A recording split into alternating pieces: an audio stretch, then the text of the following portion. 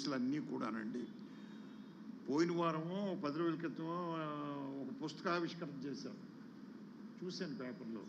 నిజంగా it is a great అండి. మీరు నిజంగా మీకు కూడా మీ ఆర్ట్స్కి మీ యొక్క వెనకాలండి మిమ్మల్ని సపోర్ట్ చేసిన అందరికీ కూడా నా ధన్యవాదాలు తెలియపరచుకుంటున్నాను. సభాధ్యక్షుడు వారు ఇందాక నా గురించి చెప్పారు. నన్ను చాలా క్షుణ్ణంగా ఆయన స్టడీ చేశారు, నా జీవితాన్ని బహుశా.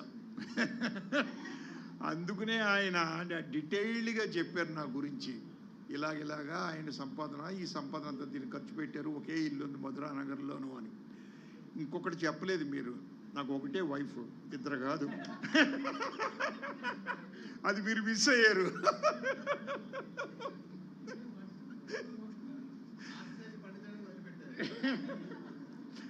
అలాగే ఇందాక చెబుతూ నా గొప్పతనం గురించి చెబుతూ 76 సినిమాలు చేశారు అన్నారు.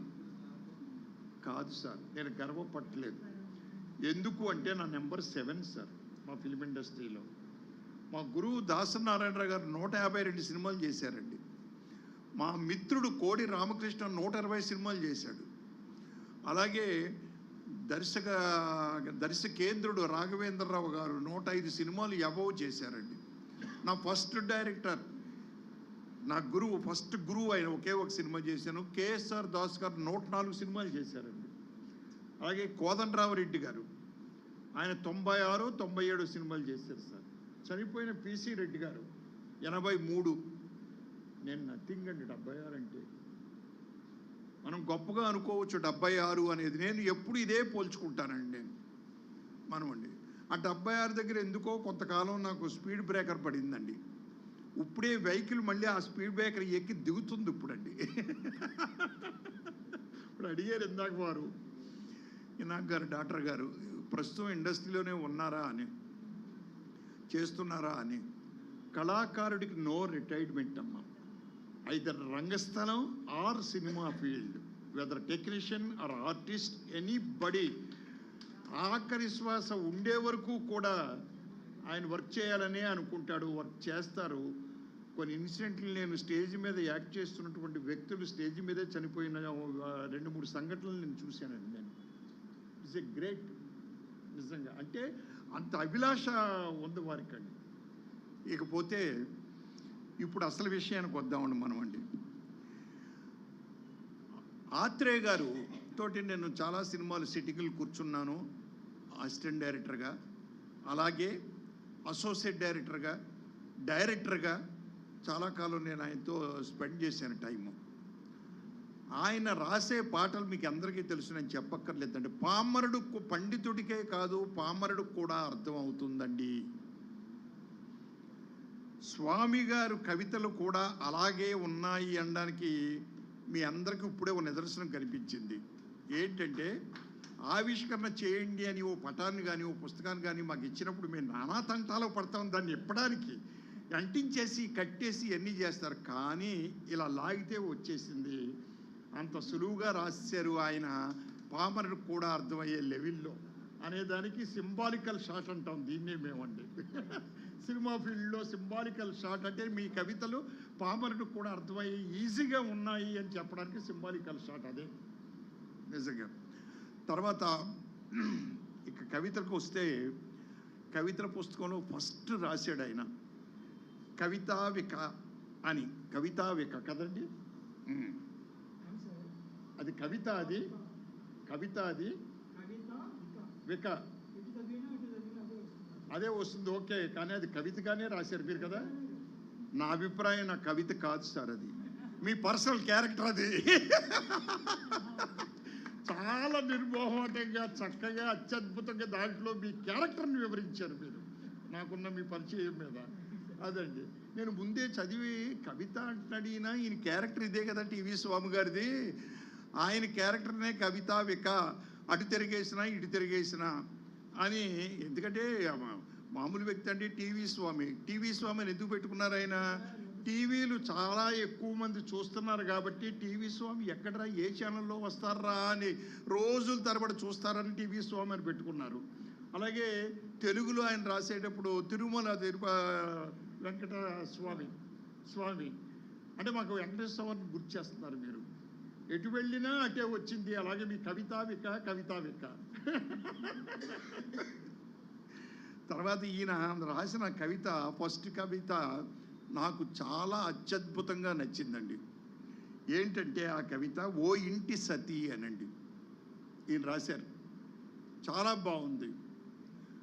నాకెందుకు బాగా నచ్చింది అంటే, నేను మొగుడు పెళ్ళాల మీద సినిమాలు ఎక్కువ తీశానండి. నేను ఎదురింటి మొగుడు పక్కింటి పెళ్ళాం, ఇద్దరు పెళ్ళాల ముద్దురు పోలీసు, పెళ్ళానికి ప్రేమలేక ప్రియురాలకు శుభలేక, చిల్లర మొగుడు అల్లరి కొడుకు, నేను మా ఆవిడ, ఫస్ట్ సినిమా నాది రిలీజ్ అయింది ఆడియన్స్లో, అత్తింట్లో అద్దె మొగుడు, ఇలాంటివన్నీ నేను మొగుడు పెళ్ళాల మీద ఎక్కువ సినిమాలు తీశాను. కాబట్టి ఆ కవిత ఎందుకో నన్ను బాగా ఆకర్షించింది స్వామి గారు, నిజంగా కూడా. దాంట్లో మీరు రాశారే, ఎంత గొప్పోడైనా సరే ఇంటి దగ్గర నోరెత్తడానికి లేదు, నోటికి తాళం వేయవలసిందే. 70% పీపుల్ అలాగే ఉన్నారు సార్. నిజంగా తలోపవలసిందే, నోటికి తాళం వేయవలసిందే అని మీరు రాశారే, ఓ ఇంటి సతి అని. అది నిజంగా కూడా చాలా చాలా బాగా రాశారు మీరండి. ఇకపోతే మీరు అనుబంధం, ఆత్మీయతలు, మన సంస్కారాలు, మన సనాతన సాంప్రదాయాలు ఇవన్నీ కరుమరుగైపోయినాయి అని చాలా బాధపడుతూ ఆయన రాశారు. అది 100% నిజం అండి, 100% నిజం. ఆయన ఒక ఎగ్జాంపుల్ రాశారు దాంట్లో కవితలో. ఏమని, ఇది చెప్పే ముందు నేను సభలో అందరినీ పరిశీలించే చెబుతున్నాను, లేకపోతే ఏమవుతుందంటే ఈయన రాసిన అది నేను సభలో చెబితే నన్ను ఆయన్ని తరిమి కొడతారు. అంటే ఆడవాళ్ళు సాంప్రదాయాన్ని మర్చిపోయి క్రాఫ్ చేయించుకుంటున్నారు, జుట్టుకి కొప్పుకి వదిలేసి అని చెప్పి కవిత రాశారు ఆయన. ఇది చెప్పాలనుకున్నప్పుడు నేను సభలో అందరినీ అబ్జర్వ్ చేశాను, ముందు క్రాఫ్తో ఉన్న లేడీస్ ఎవరున్నారు అని. ఎందుకంటే నన్ను ఆయన్ని కూడా కొత్త తరివి కొడతారు, ఇప్పుడు రాసింది ఆయన చెప్పింది నేను అని. నిజంగా కూడా ఆయన బాధ దాంట్లో ఎంత బాగా అర్థమైందంటే అండి, అత్యద్భుతంగా అర్థమైంది. అంటే మన సాంప్రదాయాలకి మనం తిలోదకాలు ఇచ్చేస్తున్నామండి మనమండి, ఏంటో తెలియదండి. అలాగే రాజకీయ రంగం గురించి రాశారు మీరు. రాజకీయ రంగంలో ఇదివరకు ఉన్నటువంటి శిష్టాలు ఇప్పుడు లేవు. రాజకీయ నాయకులు కబడ్డీ ఆట ఆడుకుంటూ కూడా కుల మతాలతో కబడ్డీ ఆట ఆడుకుంటున్నారు అని రాశారు. నిజంగా ఇప్పుడు జరుగుతున్నది అదే స్వామి గారు. నిజంగా కూడా ఇలాంటి ఆయన ఎన్నో రాసుకుంటూ వెళ్ళి మా వివిధ రంగాల్లో గొప్ప పైకి వచ్చినటువంటి వ్యక్తులను కూడా రాసుకొచ్చారండి ఆయన. అంటే నేటి యువతకి తెలియాలని వాళ్ళ పేర్లతో సైతం రాసి వాళ్ళని ప్రస్తావించి అత్యద్భుతంగా వాళ్ళని మీరు విశ్లేషించారు. నిజంగా కూడా చెప్పాలంటే అదండి. ఏది ఏమైనా ఈ కవితలు ఎలా ఉన్నాయంటే, నేను ఒక చిన్న ఎగ్జాంపుల్ చెప్తానండి. ఏంటంటే సెల్ ఫోన్ అందటండి, ఒక్కసారి నన్ను తలదించి చూస్తే జీవితంలో తల పైకెత్తనివ్వను అని. అలాగే పుస్తకం అందట, ఒక్కసారి నువ్వు తల దించి నన్ను చదివితే తల పైకెత్తుకుని తిరిగేలాగా చేస్తాను, సొసైటీలో నీకు ఒక అత్యద్భుతమైన గౌరవప్రదాలు తీసుకొచ్చేట్టుగా అని చెప్పారట. వీరి కవితలు చదివితే నిజంగా మనలో మార్పు వస్తుంది. ఫుల్లుగా రాపోయినా కొంతన్నా వస్తుంది. 1 minute సార్, వస్తున్నాను సార్, స్పీచ్ మాట్లాడుతున్నాను. Okay, thank you. సో వీరి కవితలు చదివితే నిజంగా కూడా మనకి తలెత్తుకు తిరిగేట్టే చేస్తాయండి. వారి రాసిన కవితల్లో ఎన్ని మనం ఆచరణలో పెట్టి వారు చెప్పినట్టుగా నడవడికలో వెళ్ళగలిగితే మాత్రం డెఫినెట్గా మనిషికి డోకా లేదు అనే కవితల్లో ఆయన రాశారండి. ఈజ్ ఆల్ ఎగ్జాంపుల్స్ ఆయన కవితల పుస్తకం గురించి. ఎందుకంటే నేను ప్రింట్ చేసే ముందే నాకు ఆయన పంపించారు. ఒకసారి పూర్తిగా చదివే నేను అవగాహన చేసుకున్నాను. మైండ్లో పడిపోయింది నాకండి టోటల్గా ఈ అన్ని విషయాలు కూడా. అంటే ఒక పండితుడికే కాదు పామరుడికి కూడా అర్థమయ్యే లెవెల్లో మీరు రాశారు. గ్రేట్ సార్ స్వామి గారు, నిజంగా కూడా అది ఇంపార్టెంట్, మెయిన్ అండి మాకు. ఎందుకంటే ఇప్పుడు వీళ్ళందరిలాగా మేము సాహిత్య రంగంలో ఆరితేరిన వాళ్ళం కాదు, మామూలు పామరులు మేము కొంతమంది.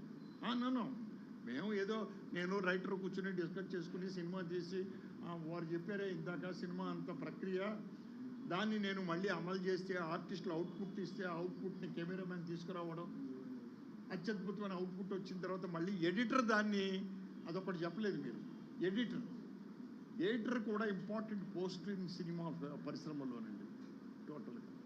సో అలాగా వీరి కవితలు అత్యద్భుతంగా ఉన్నాయి. ఏది ఏమైనా అటువంటి పుస్తక ఆవిష్కరణలో నన్ను పార్టిసిపేట్ చేసే అవకాశాన్ని స్వామి గారు కలగజేయడం, మానస థియేటర్స్ వాళ్ళు అవకాశం నాకు ఇవ్వడం, వారందరికీ కూడా నేను ధన్యవాదాలు తెలియపరచుకుంటూ సెలవు తీసుకుంటాను. థ్యాంక్ యూ వెరీ మచ్ అండి.